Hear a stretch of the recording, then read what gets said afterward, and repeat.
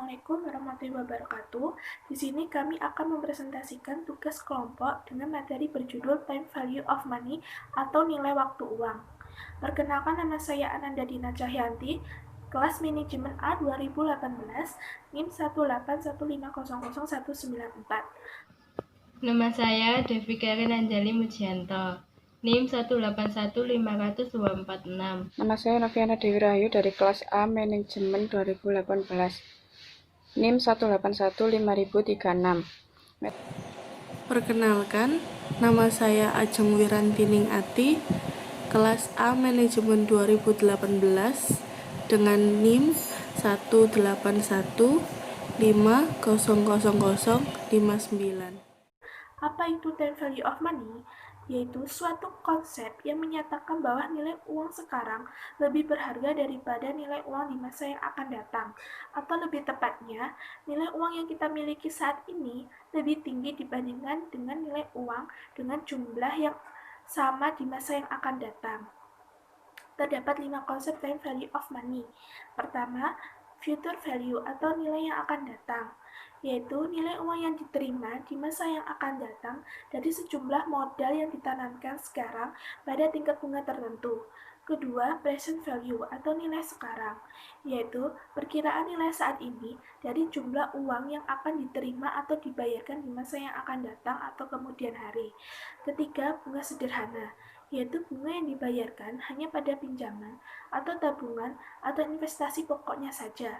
Keempat, bunga majemuk, yaitu bunga yang dibayarkan dari pinjaman atau investasi yang ditambahkan terhadap pinjaman pokok secara berkala. Yang kelima adalah annuity, yaitu rangkaian pembayaran uang dengan jumlah yang sama yang terjadi pada periode waktu tertentu. Selanjutnya akan dilanjutkan oleh teman saya.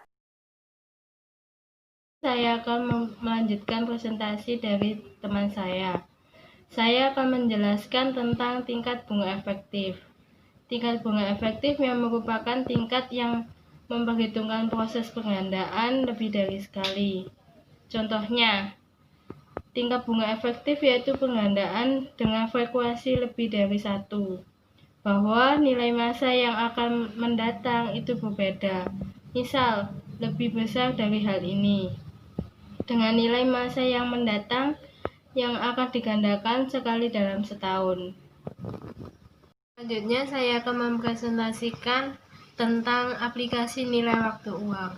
Aplikasi nilai waktu uang dibagi menjadi 5, yaitu yang pertama pinjaman amortisasi, yang merupakan suatu pinjaman yang akan dibayar dalam periode yang sama panjangnya, misal bulanan, kuartalan, atau setahunan, yang digunakan untuk menghitung pembayaran pinjaman atau angsuran sampai jatuh tempo.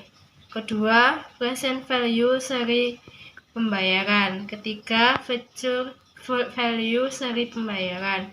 4, present value antara dua periode. 5, analisis komponen tabungan dari tawaran asuransi.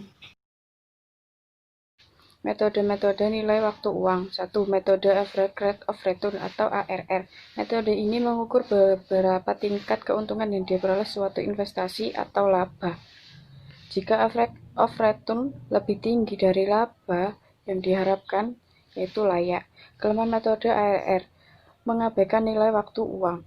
2. Metode Payback Period, mengukur seberapa cepat investasi itu kembali. Kriteria penampilan investasi dengan semakin cepat semakin baik. Kelemahan metode Payback Period, mengabaikan nilai waktu uang, mengabaikan CF setelah investasi kembali. 3. Metode Net Present Value atau NPV. Metode ini menghitung selisih antara nilai sekarang investasi dengan nilai sekarang penerimaan kas bersih. Jika NPV bertambah maka layak. 4. Metode Profitability Index atau PI. Metode ini menghitung perbandingan antara nilai sekarang penerimaan kas bersih di masa yang akan datang dengan nilai sekarang investasi. Jika PI lebih dari 1, sama dengan layak. Metode ini 5. Metode internal rate of return atau IRR, tingkat diskon faktor yang menyamakan nilai sekarang investasi dan nilai sekarang penerimaan kas bersih di masa yang akan datang. Jika ARR lebih besar tingkat bunga atau laba yang disyaratkan, maka layak. Di sini saya akan memberikan ilustrasi tentang nilai waktu uang. Ilustrasi yang pertama adalah nilai waktu uang dalam investasi. Contohnya, Pak Joko menginvestasikan uang 50 juta rupiah dalam deposito berjangka yang menawarkan bunga 2% per tahun. Setelah lewat 1 tahun, dia akan memperoleh uang pokok 50 juta rupiah ditambah dengan bunga 1 juta rupiah. Pak Joko kemudian memutuskan untuk menginvestasikan kembali uang 51 juta rupiah dalam deposito yang menawarkan bunga 2% per tahun. Di akhir tahun dia akan memperoleh pokok sebesar 51 juta rupiah ditambah dengan bunga sebesar 1.020.000 rupiah. Investasi itu akan terjadi berkelanjutan hingga belasan bahkan puluhan tahun, dan uang Pak Joko akan bertumbuh menjadi jauh lebih banyak daripada pokok yang dia simpan pertama kali. Jadi sebagai investor, Pak Joko maupun kita yang ingin terus menerima bunga dari bunga, makin lama Pak Joko maupun kita untuk mengendapkan uang dalam tabungan atau instrumen investasi lainnya, maka makin besar bunga yang akan kita peroleh.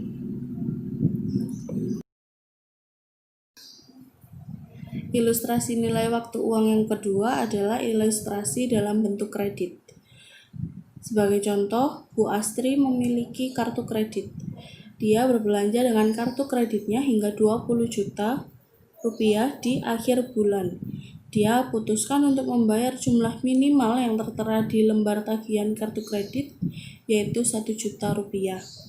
Dia biarkan sisa utang sebesar 19 juta rupiah tertagih pada bulan berikutnya. Ini dikenal sebagai rollover. Ketika terjadi rollover kartu kredit, bank akan mengenakan bunga.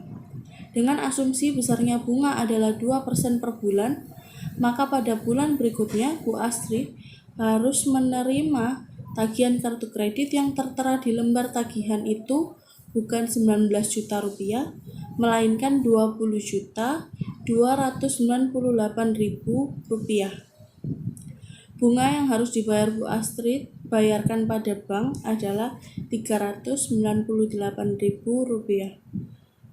Di sini bisa dilihat bahwa utang Bu Astri membengkak menjadi 20.298.000 rupiah, lebih besar dari nilai belanja yang seharusnya 20 juta rupiah.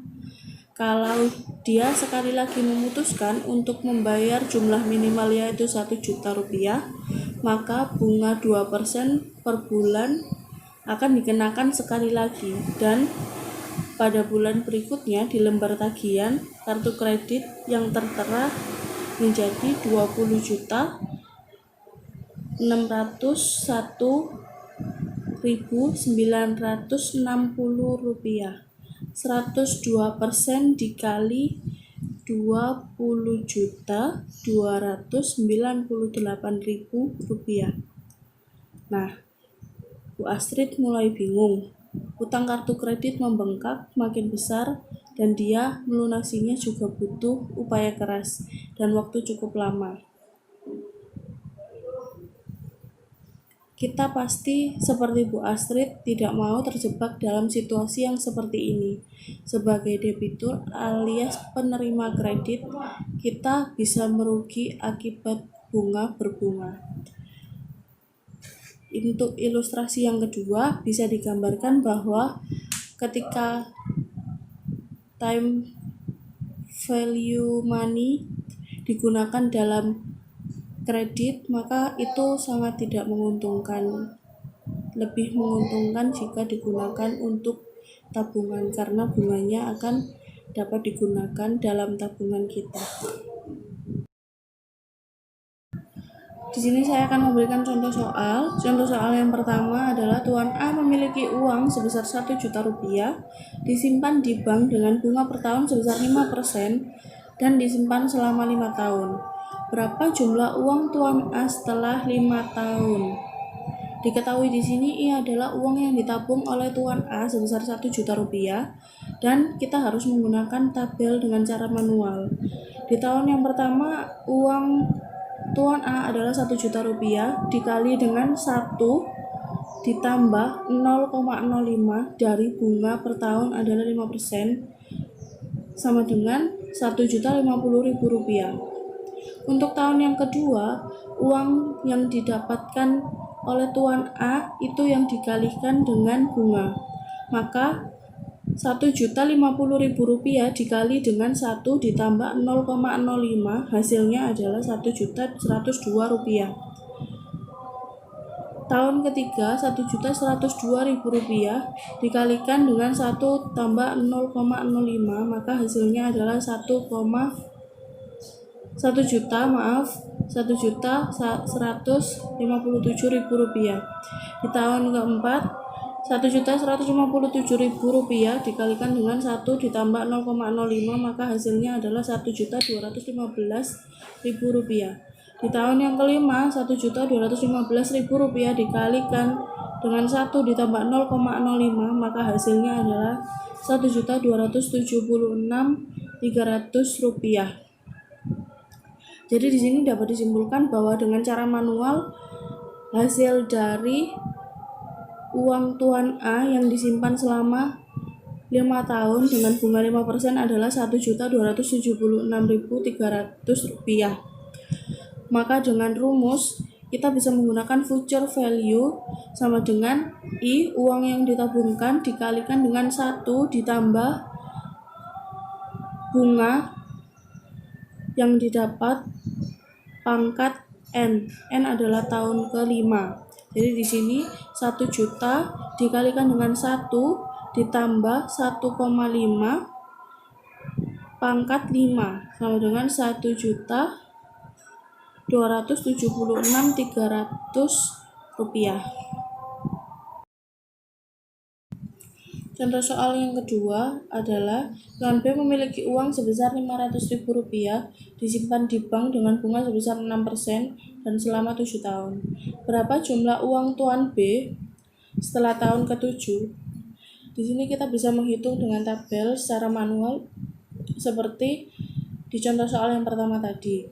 Tahun pertama, ia adalah uang Tuan B 500.000 dikalikan dengan 1 ditambah 0,06 sama dengan 530.000 rupiah. Tahun kedua, dengan total jumlah uang Tuan B yang sudah didapatkan di tahun yang pertama adalah 530.000 rupiah dikalikan dengan 1 ditambah 0,06 sama dengan 561.800 rupiah. Di tahun yang ketiga 561.800 rupiah dikalikan dengan 1 ditambah 0,06 sama dengan 595.508 rupiah. Di tahun yang keempat 595.508 rupiah dikalikan dengan 1 ditambah 0,06 sama dengan 631.200 rupiah. Di tahun yang kelima 631.200 rupiah dikalikan dengan 1 ditambah 0,06 sama dengan 669.200 rupiah. Di tahun yang keenam 669.200 rupiah dikalikan dengan 1 ditambah 0,06 sama dengan 709.300 rupiah. Di tahun yang ketujuh 709.300 rupiah dikalikan dengan 1 ditambah 0,06 sama dengan 751.900 rupiah. Maka di sini bisa dihitung bahwa I dikalikan dengan 1.504 yaitu hasilnya 752.000 rupiah. bisa dibulatkan ke atas karena uang yang didapatkan di tahun ke-7 secara manual dihitung Rp751.900. Jika dihitung dengan rumus, maka future value sama dengan I dikalikan dengan 1 ditambah bunga pangkat N tahun ke. Jadi 500.000 dikalikan dengan 1 ditambah 0,06 pangkat 7 sama dengan 500.000 dikalikan 1,06 pangkat 7 sama dengan 500.000 dikalikan 1,536 sama dengan 751.800. Di sini saya akan melanjutkan contoh soal selanjutnya. Tuan A menabung di Bank BRI sebesar 500.000 dengan bunga sebesar 6%, dibayarkan per bulan. Berapa uang Tuan A dalam setahun? Future value itu dikerjakan dengan diketahui I-nya 500.000 dari uang Tuan A yang ditabungkan, lalu I kecil adalah bunganya 6%, berarti 0,06, dan M adalah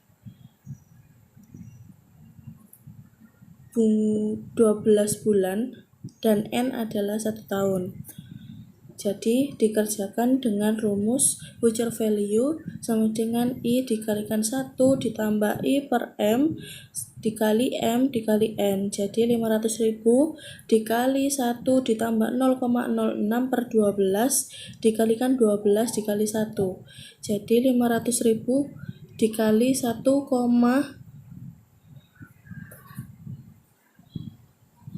ditambah 0,005 dikali 12 sama dengan 500.000 dikali 1,616 sama dengan 530.839. Soal kedua, Tuan B menabung di bank sebesar Rp2.500.000 dengan bunga 10% dibayarkan 6 bulan sekali. Berapa uang Tuan B dalam setahun? Di sini diketahui bahwa I adalah uang Tuan B Rp2.500.000, lalu I kecil adalah bunganya 10%, maka 0,1. M-nya 2 kali karena dibayarkan 6 bulan sekali, lalu N-nya adalah 4. Jadi 2.500.000 dikalikan 1 ditambah 0,1 per 2 dikali 2 dikali 4 sama dengan 2.500.000 dikali 1 ditambah 0,05 dikali 8 sama dengan 2.500.000 dikali 1,47745 sama dengan 3.693.600